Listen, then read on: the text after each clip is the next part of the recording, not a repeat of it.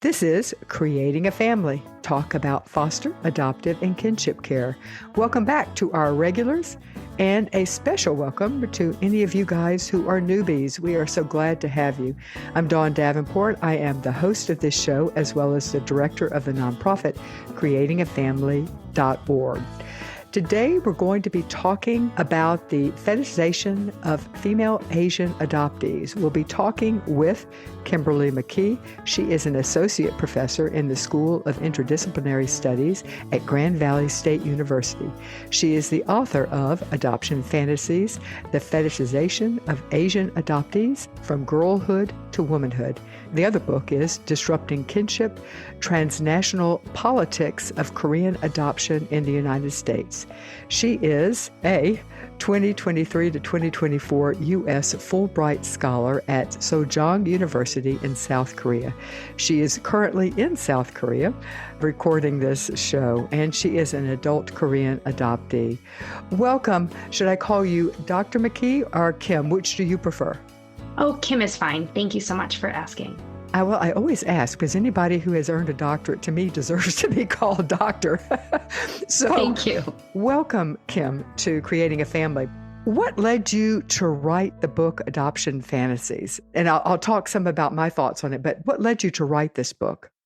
Well, as I state in the beginning of the book, this is my love letter to other Asian adopted women and girls. I really had been thinking about many of the themes in this book when I was writing my first book.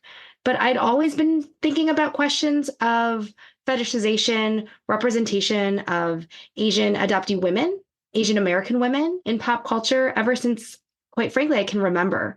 And so this is something that has always been sitting with me. And so it's really exciting to see it out in the world. Oh, I bet. Yes. Getting a book, and you've had 2 books published, but getting one published is very exciting.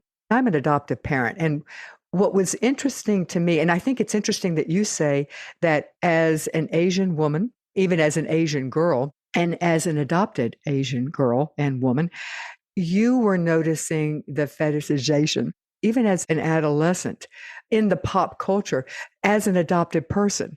And I would assume that your views on it, because you were Asian, because you are Asian, and because you are an adoptee, you viewed Asian adoption in pop culture quite differently. Would you agree that you see it differently, perhaps because of who you are? Well, I think everybody, when we encounter any type of pop culture artifact, whether it's television, film, now social media, that sort of thing, we always bring our own experiences to it. And so for me, I was really conscious about the lack of representation, truth be told. I mean, I grew up in the 90s. So thinking about what was really there when I've talked about the book with students, really thinking about the limited representations folks had. So for me, Claudia Kishi and Babysitter Club books was one of the earliest windows, as well as some of the early books with Asian adoptee protagonists that my colleague, Sarah Park-Dahlan, she's Korean American, non-adopted, children's lit author, really has written about in terms of understanding representation of Korean adoptees in children and youth lit. And so given such a dearth of representation, then when you start encountering other people's assumptions about Asian American girls and women, sometimes it doesn't necessarily align, or sometimes you've been exposed to some of these images, but you're not having those same conversations with your white adoptive parents. Yes, I could definitely see that. So in Adoption Fantasies, you explore how to negotiate the sensationalization and the fictional portrayal of adoption in U.S. culture. And I loved how you took specific TV shows and movies and talked about how that influenced and how that impacts from an adoptee standpoint and from an Asian woman's standpoint as well. I must admit, some of the pop culture that you had selected, I wasn't familiar with, but many of them I was very familiar with. I thought it would be a good structure for us to go through some of the pop culture you talk about and have you tell us your thoughts on how that represents Asians, Asian women, and adoptees in general. So let's start with Modern Family. I think It's hard to believe that there might be anyone who doesn't know the premise of Modern Family. However, let's assume that there are some who don't.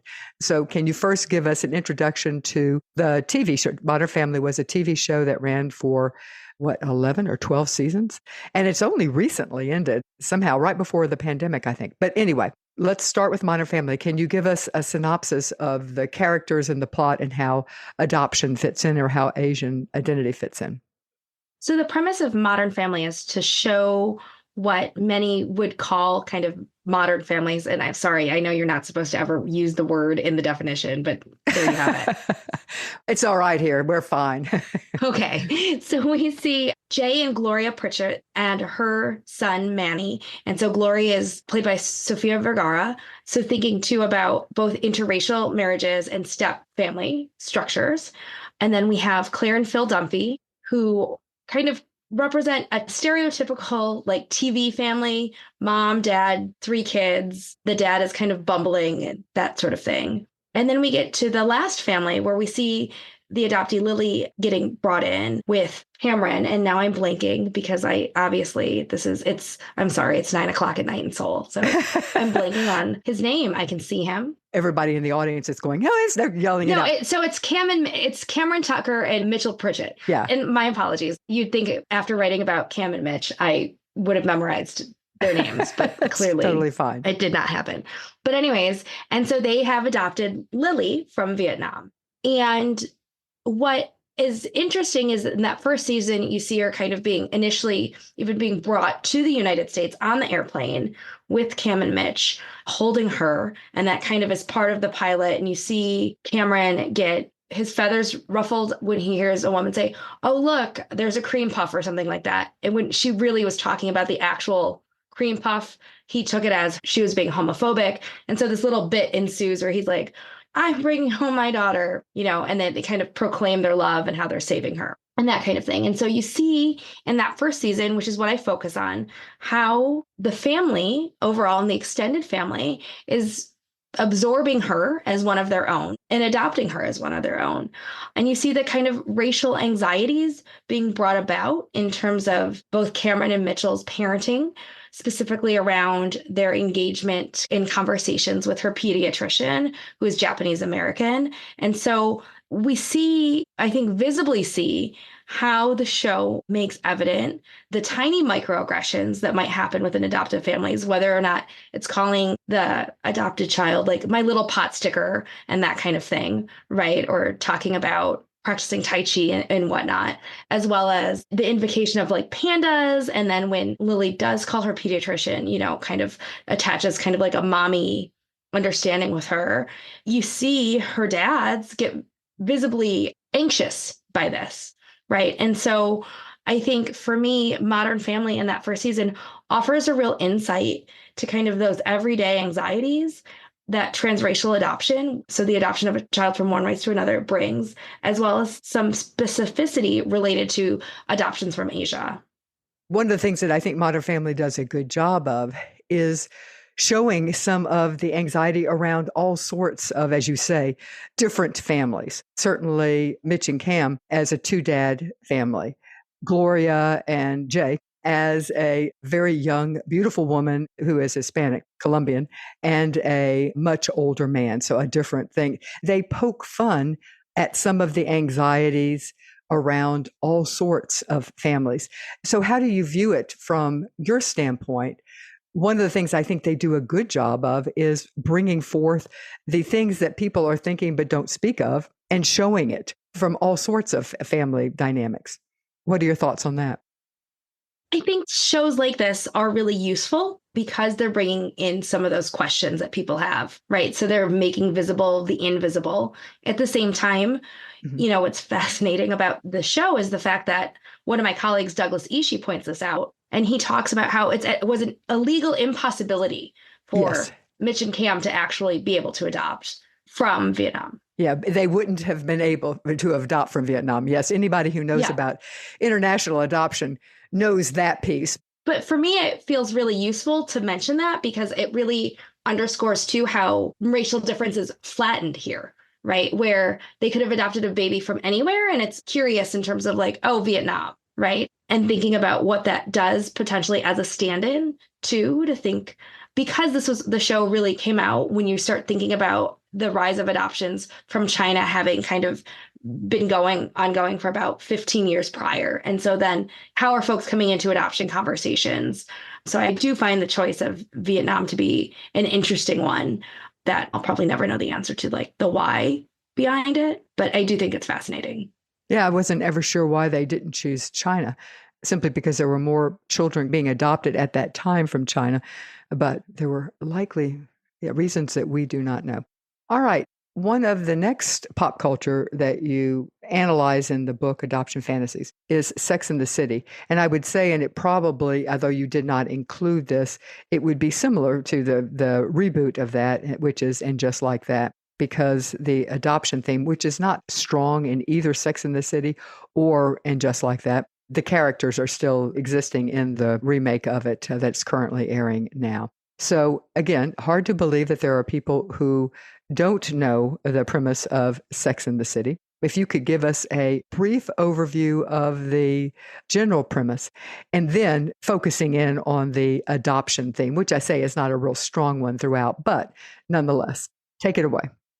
Well, what's interesting when I think about Sex and the City is how groundbreaking it was at the time when it first came out in, I believe, 1998. And it follows four white women friends who are single on and off throughout the series, right? So you follow their dating life and their different characters. And so we have Carrie, Miranda, Samantha, and Charlotte, played by Sarah Jessica Parker, Kim Cattrall, Cynthia Nixon, and Kristen Davis. And what my interest in Sex and the City stems from is following the reproductive journey of Kristen Davis's character, Charlotte York. And we see how adoption is mentioned when she's married to her first husband. We also see in the last season of the series, when she is married to her second husband, Harry Goldenblatt, we see the couple ending up kind of arriving to adoption as an option.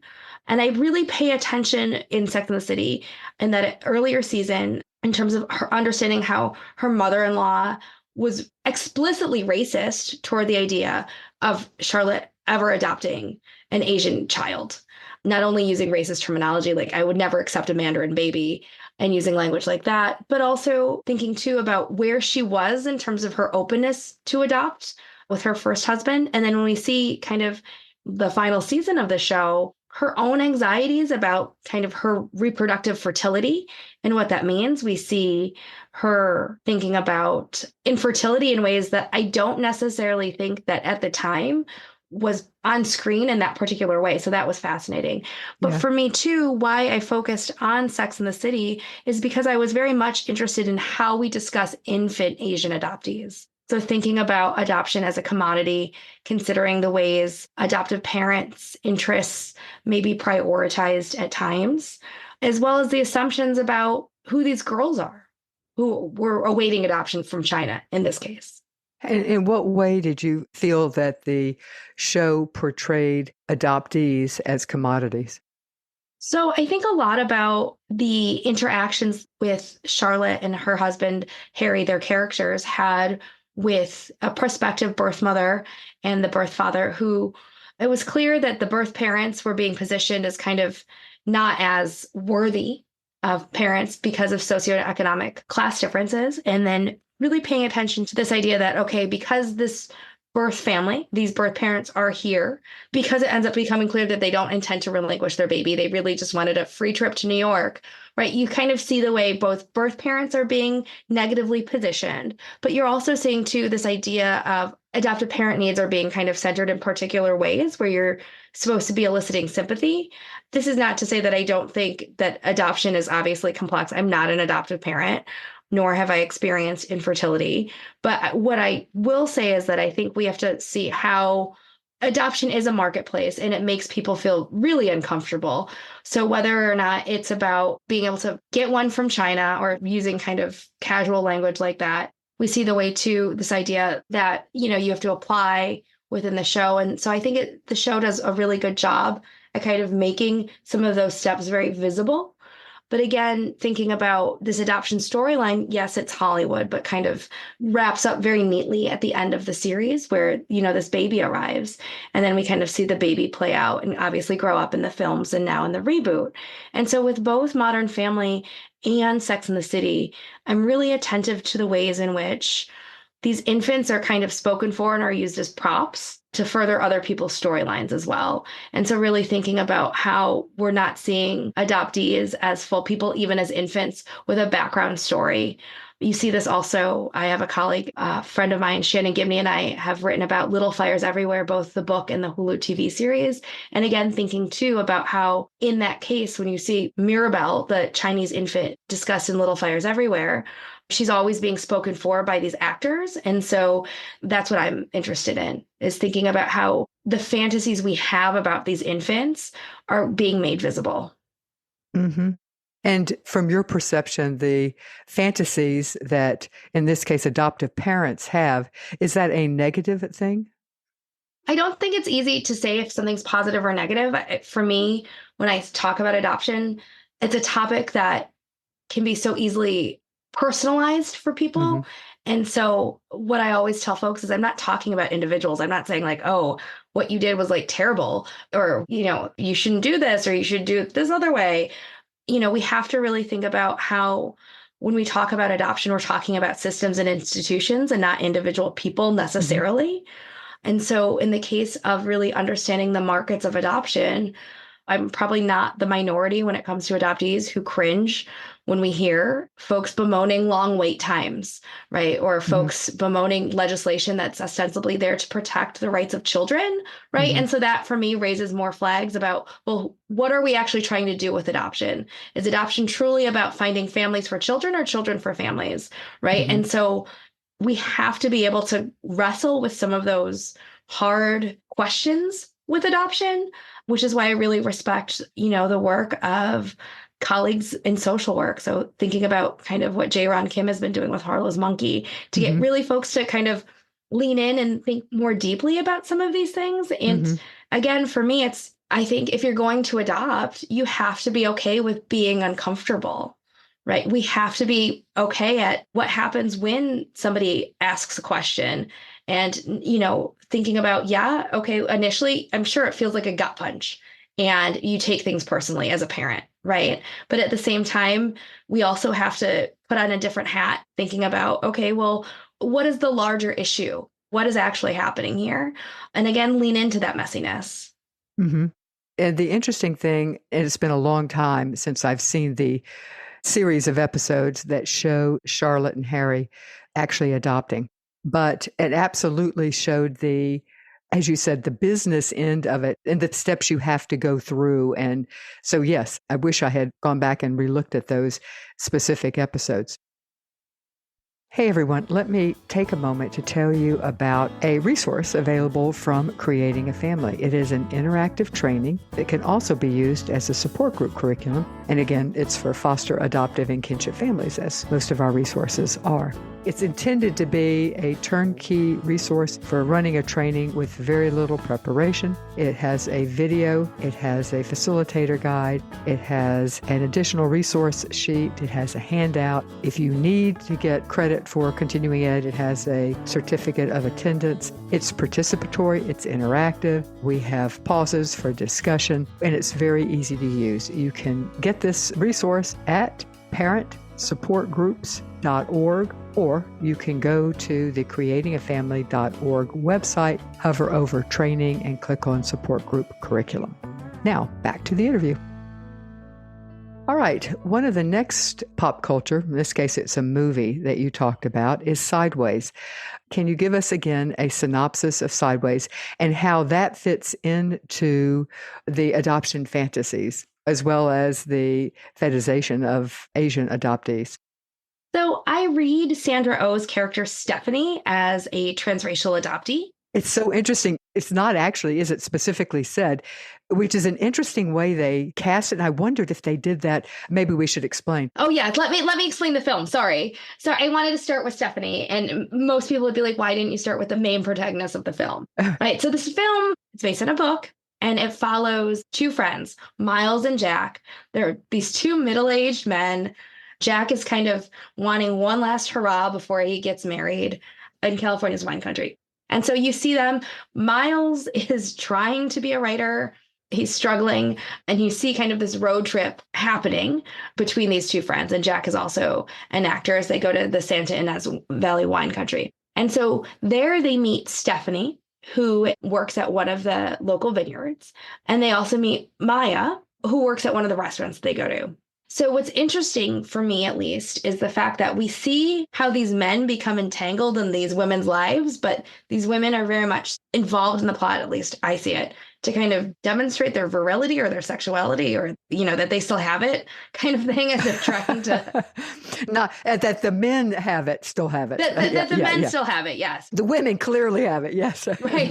They weren't worrying about it. No. And so why I look at the character of Stephanie is because I read her as an adoptee, because we see her white mother in this, we also see that she's the parent of a multiracial daughter through a photograph kind of on the refrigerator that Miles sees kind of in passing. And so it's never actually explicit. Yeah. So that's why I'm interested in Sideways, because the adoption part is accidental. And so here I'm really thinking about, often when we talk about adoption, we think of adoptees as these perpetual children. We don't think about adoptees as adults. We don't think about adoptees of color. What happens when we're not with our white parents? What happens when we're out by ourselves, right? You see the ways in which adult adoptees have written about these experiences and reflected on those. And yet this is one of the first times that I really remember seeing that being portrayed on screen if you're reading Sandra Oh's character as an adoptee, like I do in the book. And that's what I'm invested in. I'm invested in thinking about, what does it mean then if you want to read her as being kind of this transgressive figure where she is embracing her hypersexuality and that she's owning it, which is kind of what Sandra Oh has made clear in interviews, right? And that's sort of one reading of the character, right? Where, when she was talking about taking on this role, she knew she didn't have a ton of screen time, so she really wanted to make her a character, and she really leaned into sort of the role. That's interesting. I have not heard the interviews. That's interesting. I would have assumed that, knowing her as an actress. Yeah. But, I also think too but what about the people who don't think about that, right? Who don't see that, who just are taking the surface level where her actions somehow confirm their stereotype bias? Like, what happens when that is also happening, right? So they see her as kind of this ball-busting dragon lady who's hypersexual, and they don't read any kind of agency onto her. They're like, well, she's confirming all of these things for me that I've heard about in terms of Asian and Asian American women. And so that's where I continue to kind of wrestle with. I talk about this in the book as well, and think about, because it's complex. In that same chapter, I talk about how Asian adopted women are very much aware of sort of what's happening and their own understandings of racialized sexual harassment and what that looks like too. What do you think are some of the most common stereotypes for Asian women? The movie Full Metal Jacket didn't really help anything. Yeah. Tell us why. Well, that is, as an older movie, the movie depicts sex work. It depicts Asian women as sex workers. So for a long time, it was kind of one of the more iconic, and iconic is probably the wrong word to describe, but one of the more kind of oft referenced films to really give a visual depiction of Asian women on screen, right? You see Lucy Liu nodding toward these stereotypes in the Charlie Angels films as well, and through her character. Asian women's attachment to sex work has persisted since Asian women were immigrating to the United States too, because of the ways in which immigration laws curtailed entry to Asian women into the United States, but also thinking about U.S. involvement in Asia and what that looked like for men who were meeting Asian women and in the ways they met them, and with little understanding too about why folks might choose to be sex workers without really recognizing, one, that sex work is real work, and two, people don't just go in and be like, oh, that's what I'm going to do with my profession, right? And so this is not to denigrate sex work, but really to make clear, if that's one of the biggest takeaways that people have, and the fact that when I talk to Asian adopted women who are around my age, so I just turned 40 this year, we talk about and we've reflected about, we would hear men who were older than us who said they served in Vietnam. We knew those kind of implications about our own bodies, and what was being suggested there without them saying anything more, right? It was gross. And we Yeah, were I very bet. much aware of what was happening, Yeah. right? And so I think for me, when we start having these conversations about these stereotypes, it's hard to necessarily pinpoint where did they originate from, but rather thinking about how they continue to circulate in the US imaginary because of the links with Asian women and sex work. You saw this notably too with the Atlanta spa shootings that happened a few years ago. And that's kind of also what frames my discussion of both films discussed in that chapter, Sideways, and the independent film Better Luck Tomorrow, directed by Justin Lin, is thinking about adoptees' own reflections about the Atlanta spa shootings and how that impacted them as Asian American Yeah. women. Absolutely. Do you think that there is a stereotype that still exists of Asian women as being docile or subservient? Yes. Oh, Yeah. yeah.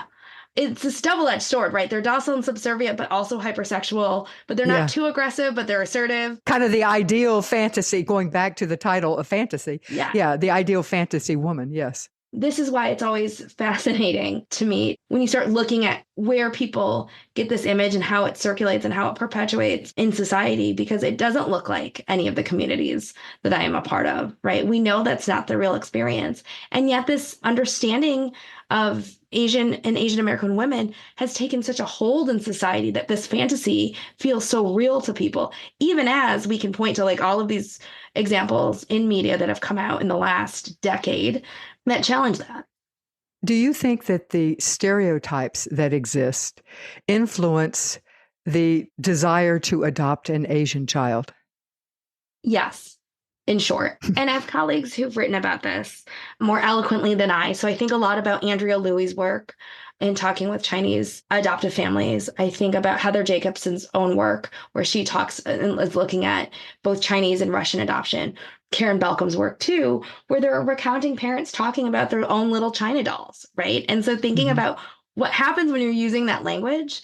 We're not Cabbage Patch dolls, which, unrelated side note, when I've seen images of Cabbage Patch dolls, I remember them being so much cuter than they look now. So I don't know. And like now when I look at them, I'm like, I don't know. I never thought they were cute at all, but whatever. Right. They were definitely, I think there's some nostalgia there working for folks. But anyways, it's not like you're picking out a doll. And yet that doll metaphor has really taken hold. For fairness, we sure try to fight against it here at this. Right. Yeah. I mean, because it's both inaccurate, it's also setting the family up for failure. Yeah. And it's setting the child up for failure. Yes. Of course, right? This is the danger, right? This is the danger when you walk into adoption with these fantasies. I'm sure, for adoptive parents listening, they're like, oh gosh, why would I read her book? I will answer that in a minute, but go ahead. Okay.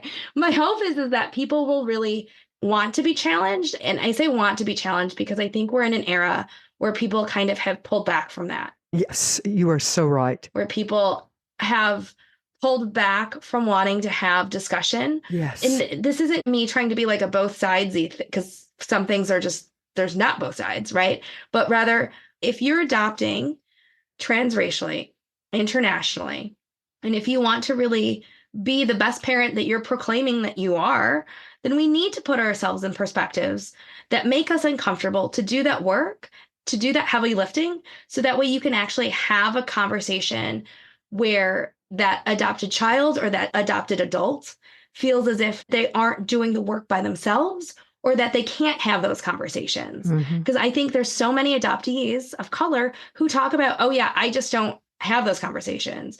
We just never did. And so you asked me, at the beginning of today, we were chatting about kind of why I wrote this book, right? Right. And there were some kind of examples that I don't think I include in the book from my own life. But I remember being out, I was like 15, I was like in high school and I'm with my mother, and like I'm having older teenage boys catcall me when I'm with my mom, right? Or I'd be out with my friends, my white girlfriends. We would be all the same age. We'd be in high school. We're at the mall because this is when you still went to malls, and the same kind of thing would happen. And at the time, you'd be like, "Oh, this is so like awkward," It's cringe on a variety of levels, Yeah. right? And now as an Yeah. adult, I'm like, well, what the heck? There's so much to unpack there. But that's what happens when you take that gaze onto like 1998 and the turn of the 21st century. I also remember my family is a blended family.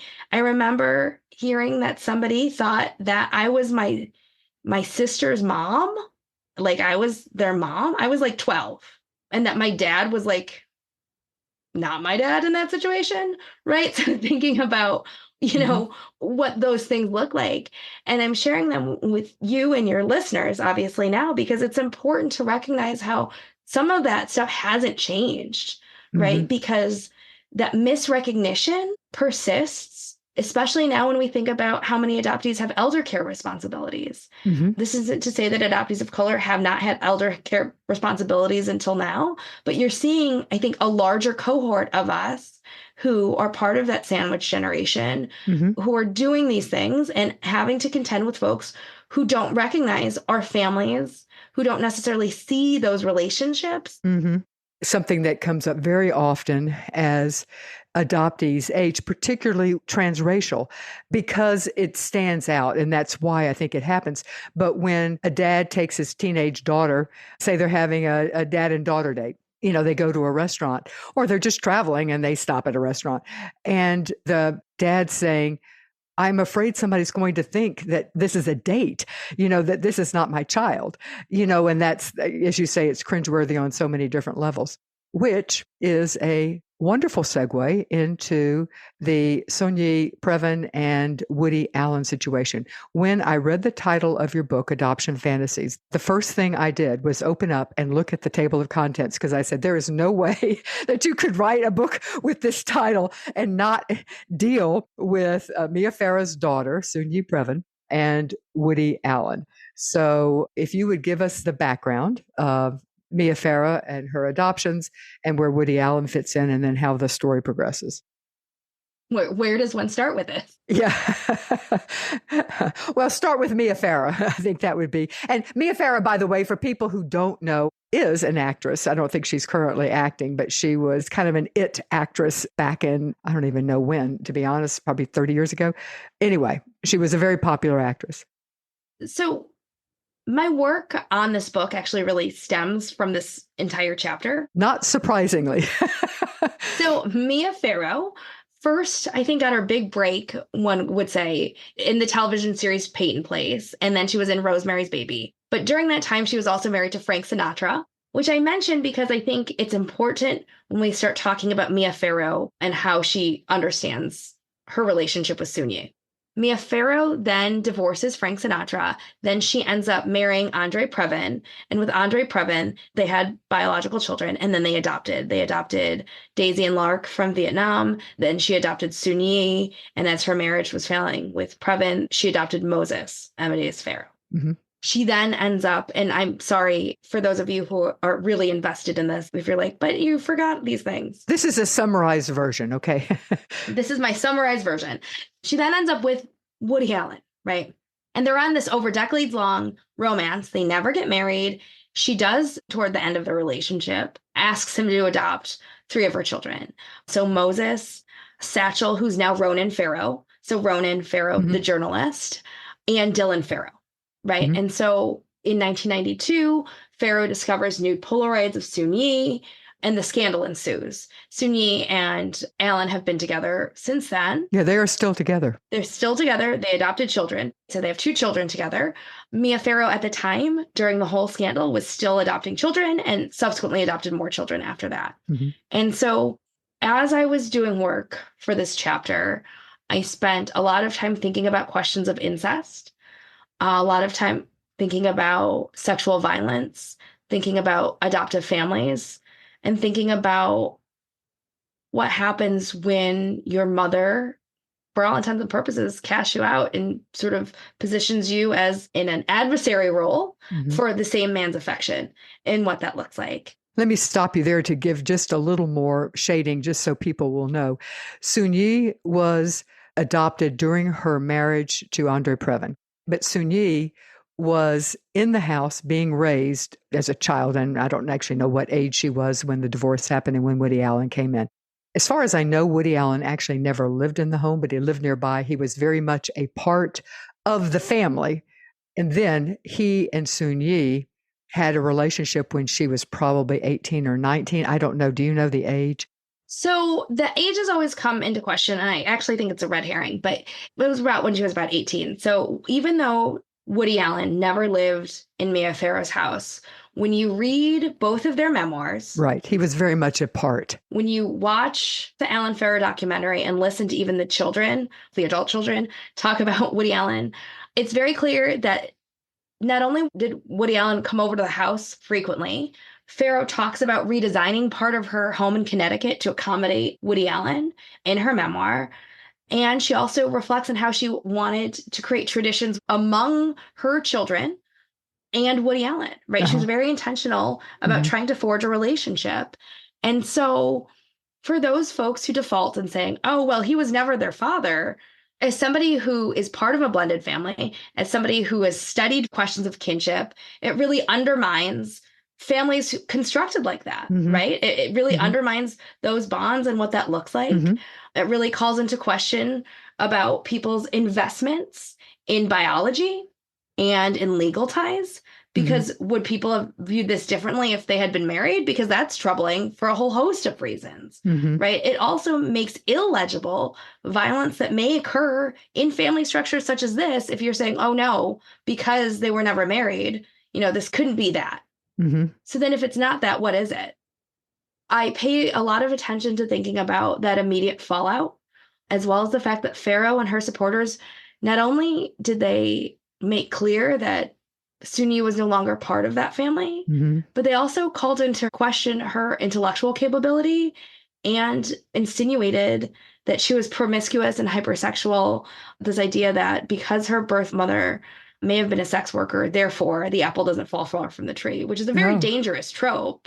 I've never heard that. That's interesting. Yeah. And so really thinking about what does that mean then when your adopted mother, who for all intents and purposes, really tries to make clear how much she loved you, especially in her memoir where she said, oh, I flew to Korea, all this stuff. You then hear her, and this is where I found it to be really disconcerting when I watched the Allen Farrow docuseries that came out on HBO, was the fact that you hear the recordings that Farrow did of Sun Yi when she first arrived, like intimate things that shouldn't be used. It was very odd, right? So you see that happening. But then Farrow said something really interesting in the docuseries. She made a comment how she's never brought anybody she's dated home because she was afraid it would happen again. I have not seen it. Was this one that she was instigator of the series, or was it being done and she was interviewed? I'm just curious. So it came out in the middle of the pandemic. So off the top of my head, I want to say that Allen v. Farrow came out in 2021. It came out in light of post-Me Too, post kind of Dylan Farrow's open letters about the molestation charges. Okay, yeah, right. We're not even bringing that up, but that's a whole, I think everyone knows about it. But again, that's the molestation charges against Woody Allen, against his adopted daughter, Dylan. And when Dylan was a much younger child. Yeah, much younger. Yeah. So it's totally separate. Yeah. I'm also attentive to thinking about how does that get certain forms of legibility in a discourse in the era of Me Too without really thinking about what's happening to Sun Yi. This isn't to say that Sun Yi doesn't have agency, but Farrow's comment that I mentioned, right, about oh, I have not brought other people around, it stuck with me because that felt weird, right? That feels weird because you shouldn't be dating people who might end up trying to groom your children to be with them. That just feels like there's many red flags happening, right?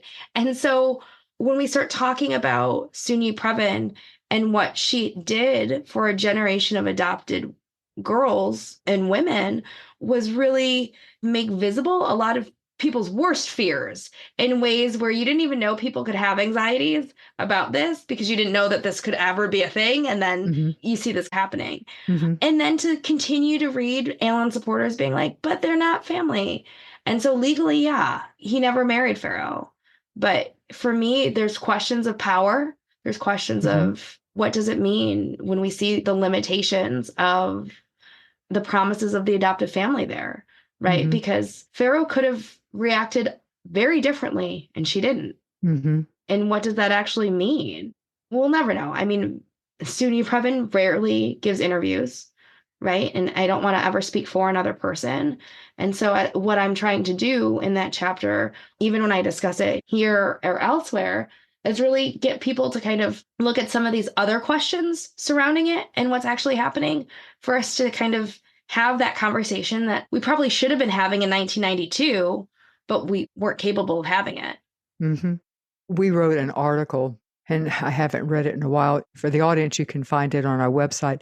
I think it's titled, "You Know You're Adopted When Your Cousin Tries to Kiss You," interviewing a number of adoptees. If I remember, this has been quite a few years ago, a number of adoptees, and this came up. It's different, and yet it has some similarities to what you're talking about, and that is, how do we define family? And does extended family view the adopted person as family? Hence, one woman's experience of having her cousin try to kiss her. Pausing here for a moment, did you know that we have a new free guide that is available? This one is on understanding prenatal exposure to alcohol and drugs. You can get this guide by going to bit.ly/guide, the number 2, prenatal exposure. So it's bit.ly/ this is all together, guide to prenatal exposure, and the 2 is a number. All right. You talk about the limits of multiculturalism in the book. Can you expand on that some? I'm interested in thinking about how multiculturalism was supposed to be so promising and so fulfilling for people. This idea that we could live in like this global world, we could get along, embrace difference, and really lean into that as a country. And within our families, transracial adoption was really seen as one way to make that visible, one way to really start having a conversation about racial difference in ways where, race wasn't supposed to matter. So I think a lot about multiculturalism in the same conversation where I talk about colorblindness, right? And racial liberalism, this idea that we're all the same underneath, and yet we're all going to embrace racial difference and everything will be fine. It'll be great. We elected Barack Obama. And I bring up Obama because we have to think about multiculturalism as not just one moment, but rather many moments. What I end up really talking about is this idea of banal multiculturalism, where we see these moments of tokenistic inclusion and what that looks like. What does it mean when your Korean adoptive family went to Chinese restaurants growing up for your authentic Asian experience because that was what your town offered, right? What does it mean when we can have conversations about inclusion, but they're heavily curated too? And who's doing that curation and why? And so when I talk about the limits of multiculturalism, I really think about how faulty it is as a premise. And what it means then for adult adoptees. What does it mean for adoptees who continue to be adopted, right? So it's not like adoption just stopped. Adoption's still ongoing. So what does it mean for this next generation and the generation that was immediately after, right? And so for me, when we talk about the limits of multiculturalism, it means that we really have to kind of address, well, the promises have gone unfulfilled. So are we listening to adult adoptees now? Is this the moment where folks are really following adoptee authors? Is this going to be the watershed moment where the publishing industry will start actively publishing books with adoption in its theme in children's and youth literature that are actually written by people who are adopted? Which is why I think that the YA anthology, When We Become Ours, edited by Shanna Gibney and Nicole Chung, is so groundbreaking because it's the first volume that's doing that, right? And so it's amazing and it's beautiful and it's breathtaking. I think for me, when I talk about the limits, I'm also hoping that means we're talking about, well, what can we do better now? So how do you see adoption play into the fetishization of female Asian adoptees? I think about how when you get adoptees together and you get Asian adopted women together, we have these commonalities. I think about when I collaborated with Sun Young Shin, Grace Newton, and Grace Gerloff on a discussion guide and discussion questions to go with the movie Joyride, which came out last summer, which is that raunchy comedy following four Asian American women and non-binary people, one of whom is an adoptee. And that film is groundbreaking for a whole host of reasons. At the same time, how it handles adoption and what it's doing, it has come under criticism by many Asian adoptees. At the same time, I think about when we came together and we're having these conversations, we would have done the film differently. The film was never meant to be an adoption film, but there's still a lot of commonalities, which for both Grace Gerloff and Grace Newton as Chinese adoptees, right? Talking with Sun Young Shin and Sun Young and I are spanning two different waves of Korean adoption. What does it mean then when some of the same things are continually to recur? And I think for me, when we think about how these fantasies have ramifications, it's about how are these fantasies recurring? These fantasies haven't died. They're just being retooled and repackaged for certain things. It's being able to confront those. Let me interrupt briefly to remind you guys that Creating a Family has 12 free courses. Thank you, Jockey Bean Family Foundation, for supporting us so that we can bring you these 12 free courses. They cover the waterfront of topics that are directly relevant to you as a parent. You can check them out at bit.ly/JBF support. That's bit.ly/JBF support. You said earlier in the interview, oh dear, all the adoptive parents who are listening are going, why in the world would I want to read the book? And I said I would answer that or I would give my opinion. I'm not answering it, but I'm giving my opinion. I think that adoptive parents should absolutely read Adoption Fantasies. And you summarized it in many ways. It is showing a different side that we need to be aware of. It opens up our eyes to view things in a way that we might not have viewed it and that our children might be viewing it. And even if they aren't, it opens up avenues of conversation for us to be able to talk with our kids. And when I say kids, I use it in the parental sense that of every age, you are your parent's child, just like I am my mother's child. So I don't mean for your young children, but even for your teens and for whatever age. And you said something that I don't know if you noticed, but I was shaking my head up and down. We're doing this by Zoom, so you can actually see me. But you said, we don't have challenging conversations. Not only do we not have challenging conversations anymore, we don't read things that challenge our perceptions. And I think we have lost something fundamental in our society. And that's a general statement. So I'll try to bring it back to the adoption part. I think we as adoptive parents need to be, not that we need to be uncomfortable, we need to read things or view things that challenge our ideas, because this may be how our kids are viewing it. Not only is it eye-opening for us as human beings, it also makes us better parents. So that is why I think adoptive parents should absolutely read Adoption Fantasies. I'll give you the last word. Any other thoughts that you would like to say, let's say specifically to adoptive parents, because adoptive and foster parents are the majority of our audience, and kinship parents as well. One of the things I want people to walk away from this conversation today is that you will never know everything your child is, whether or not they're adults or they're actually youth, young people, right? Mm-hmm. We'll never know what they're thinking, because that's not the world we live in, and that would be weird and intrusive. And your parents don't know what you're thinking, your parents don't know what you're thinking. And so mine certainly didn't. I mean, right? Yeah. Didn't want them to either. Right, exactly. So I think for me, it's about how are you creating the stage where they're going to want to talk to you about these issues, or eventually that they might come to you and talk to you about these issues. Are you going to be resistant? Are you making those choices? Because if you're making those choices, you know what? You may not end up having the best relationship with them. For me, it's about that accountability piece and that self-reflexivity piece, because even if you think you're always doing it right, chances are you're probably not. And I say this as a parent who also is trying to be mindful of these things, right? And so for me, it's listening. So even if your specific adopted or fostered person in your life isn't having these conversations with you, so you may not think that they very well may be, right? So it's about creating the space where they feel like they can have those conversations with you.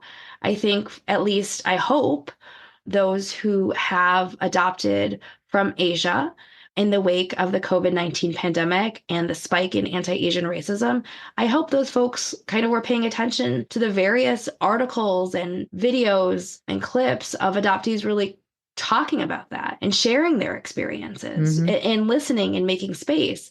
I think about how the show This Is Us, which is no longer on television, which followed the Pearson siblings, right? One of whom was transracially adopted, right? I think about how their COVID-19 season, right, also included the summer of unrest in the wake of the murder of George Floyd, right? And you see how Randall Pearson, played by Sterling Brown, was handling that in his relationships with his adoptive family. You would not have seen that on television in the same kinds of ways 10, 15 years ago. But again, how are we listening even to those fictional representations to think about, well, what is actually going on? What does it mean when we are able to find those opportunities to talk about racism, to talk about microaggressions, so folks know that you're receptive to those conversations versus being defensive about them? So I think that's where I'll leave it, because what I'm hoping is that at the end of the day, people are going to at least think about, are they truly creating that space, or do they only think that they're creating that space? Yeah, well, yes. And as parents, oftentimes we think we're doing something when in fact we hear afterwards, when our children grow up and become adults, they tell us, oh, no, that's not at all how I perceived it. Exactly. Yeah, doggone it. It's like, well, it's good to know. Right. Thank you, Dr. Kimberly McKee, author of Adoption Fantasies, The Fetishization of Asian Adoptees from Girlhood to Womanhood. I appreciate your time and your insight. And before you leave, let me do a shout out of thanks to Children's Connection. They have been a longtime loyal supporter of the nonprofit Creating a Family and this show. Children's Connection is an adoption agency providing services for domestic infant adoption, placing babies throughout the U.S. They also do home studies and post-adoption support for families in Texas.